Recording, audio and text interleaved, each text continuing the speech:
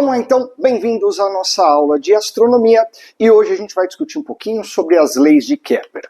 Qual é a primeira lei de Kepler? Vamos ler juntos o enunciado dessa lei. Ela diz o seguinte: as órbitas dos planetas em torno do Sol são elipses, com o Sol ocupando um dos focos. Aqui eu coloquei uma figura fora de escala, de um planetinha girando ao redor do Sol. Professor, o que eu preciso saber bem sobre essa primeira lei?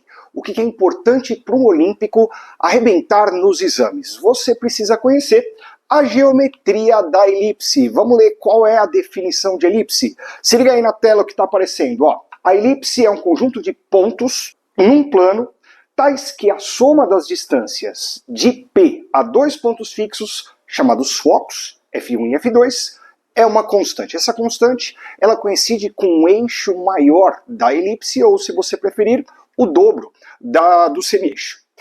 Propriedades ou elementos da elipse. Dá uma olhadinha aqui no cantinho. A elipse ela tem dois eixos, ela tem um eixo maior, que aqui está indicado como AB, tem um eixo menor, que é o ponto C e o ponto D, você liga os dois, e o encontro desses dois pontos vai dar o centro da elipse, que eu estou indicando com a letra O. Aqui eu posso pegar o eixo maior, e dividir por 2, que vai ficar a distância do ponto A até o ponto O. Isso é indicado como semi-eixo maior. A gente indica isso com um A minúsculo, é uma letrinha super importante dentro da mecânica celeste. Também eu posso pegar a distância do C para o D, dividir por 2, que é o semi-eixo menor, Bzinho. Do F1 até o F2, a distância entre esses dois pontos, ela é chamada como distância focal. E a metade dessa distância a gente indica com C minúsculo, que é chamada de semidistância focal. O que mais que é legal você saber sobre a elipse? Ela tem um achatamento. O achatamento é conhecido como excentricidade e a gente indica com E minúsculo. Como é que eu calculo a excentricidade? Você vai fazer a razão, você vai fazer a divisão entre a semidistância focal e o semi-eixo maior. A definição de excentricidade é a relação C sobre A. Cuidado com a interpretação da excentricidade. Quanto menor a excentricidade, ou seja, quanto mais próxima a zero, significa que a órbita está mais próximo de uma circunferência. Então, quanto mais próximo do zero, podemos dizer que essa órbita é menos achatada. Toma cuidado com as ilustrações que a gente está colocando aqui, que essas ilustrações são muito mais associadas a órbitas de alguns cometas periódicos ao redor do Sol, do que a órbita dos planetas. A órbita dos planetas ao redor do Sol, ela é praticamente circular. Também é bacana você guardar uma relaçãozinha, que pode ver que ela se assemelha muito ao Teorema de Pitágoras, só que agora usando os elementos da elipse. Eu posso dizer que o semi-eixo maior ao quadrado é igual ao semi-eixo menor ao quadrado mais a semidistância focal ao quadrado. Vamos para a nossa segunda lei de Kepler, que ela é conhecida como lei das áreas. O que diz a segunda lei de Kepler? Diz que a velocidade areal dos planetas é constante em sua órbita. Se liga aqui nessa animação. Vamos imaginar um planetinha girando ao redor do Sol. Quando ele gira, a velocidade escalar ela não é constante. A velocidade ela é maior no periélio, na verdade ela é máxima no periélio, e ela é menor no afélio, ela é mínima no afélio. Então aqui a velocidade do periélio, obviamente, ela é maior que a do afélio. O Kepler percebeu um tipo de velocidade especial chamado de velocidade areal. Aqui a gente não vai pensar em distância ao longo do tempo, porque isso não é constante. A gente vai ver a área varrida pelo planetinha ao longo do tempo. Então eu posso pegar aqui, por exemplo, nesse arquinho associado a esse pedaço verdinho, eu pego o planetinha nesse ponto até esse ponto, ligo ao Sol, isso aqui vai definir uma área, o valor dessa área verde, e eu vou dividir pelo tempo. Isso daí é a definição de velocidade areal. Isso daí vai ser constante ao longo de toda a órbita. Você, olímpico, precisa saber esse macetezinho que eu vou te ensinar. Vamos imaginar um planeta, ou um cometa, sei lá, girando ao redor de um astro numa órbita elíptica. Então aqui eu já apresentei os elementos da elipse, tem o semi-eixo maior e o semi-eixo menor. Azinho e Bzinho. Você consegue descobrir a velocidade areal do astro, tá? Você pode descobrir a velocidade areal do astro se você souber esses elementos da elipse, Azinho, Bzinho, e o tempo que ele leva para dar uma volta em torno desse astro. Por quê? A velocidade vai ser área por tempo. A área da elipse, é bacana você conhecer a equação, é πab.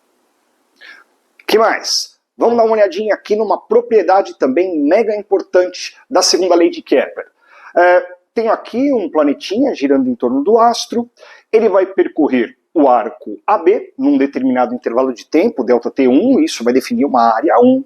Depois, ele vai para o ponto C até o D, ele vai demorar um tempo para fazer isso, que eu estou chamando de ΔT2, e isso vai definir uma área A2. Do E para o F é a mesma coisa. Segundo a segunda lei de Kepler, você tem que essas relações, essas razões entre área varrida e intervalo de tempo é sempre a mesma. Essa daí é a essência, a parte principal da segunda lei de Kepler. Cuidado!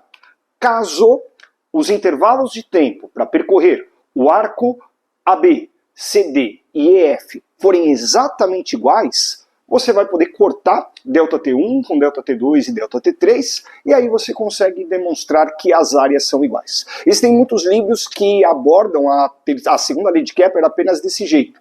Áreas iguais em tempos iguais. Isso daí é claro que é verdade, mas ela é uma forma muito simplificada de escrever a segunda lei. Vamos agora para a terceira e última lei de Kepler, que é conhecida como lei harmônica.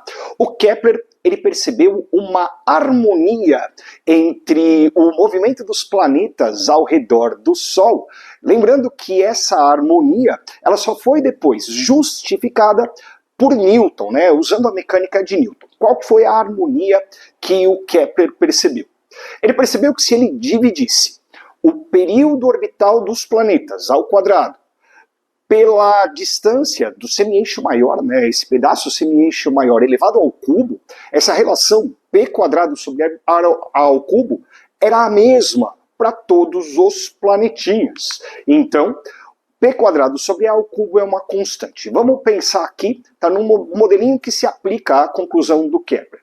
Vamos lembrar que a massa dos planetas ela é muito menor que a massa do Sol. Então isso aqui é uma simplificação que vai ser válida e útil para muitos exercícios. Caso você tenha um astro muito pequeno, uma massa muito pequena, que eu estou chamando aqui de Eminho, girando em torno de uma massa maior, que eu estou chamando de Emão, aqui indicando Eminho muito menor que Emão, a órbita vai ser de baixa excentricidade e ela vai ser praticamente circular.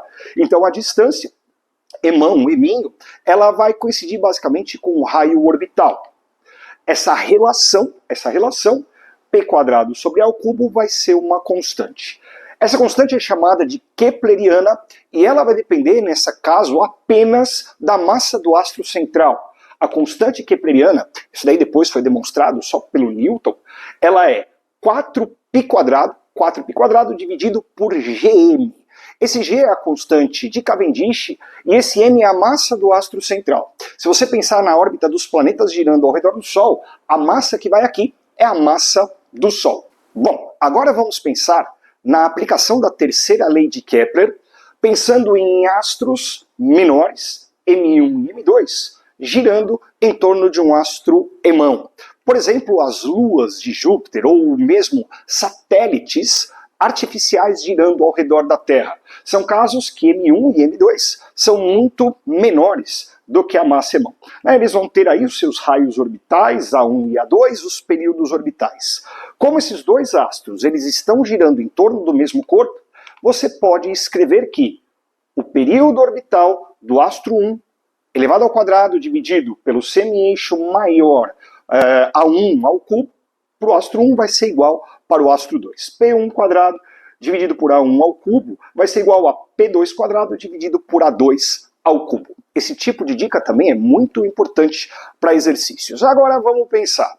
Tá, professor, você está falando de corpos que têm massas muito menores girando em torno de um corpo de mais massa. Agora, e se isso não acontecer? E se a gente pensar em um sistema binário, né? Duas estrelas, por exemplo, girando em torno do centro de massa com esses corpos de massas parecidas.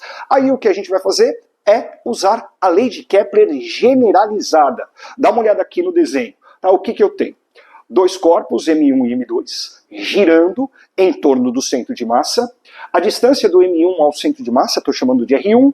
Do M2 ao centro de massa, eu estou chamando de R2. Para esse caso, você pode escrever a terceira lei de Kepler da seguinte maneira. P quadrado. Professor, o que é esse P quadrado? É o período orbital do sistema.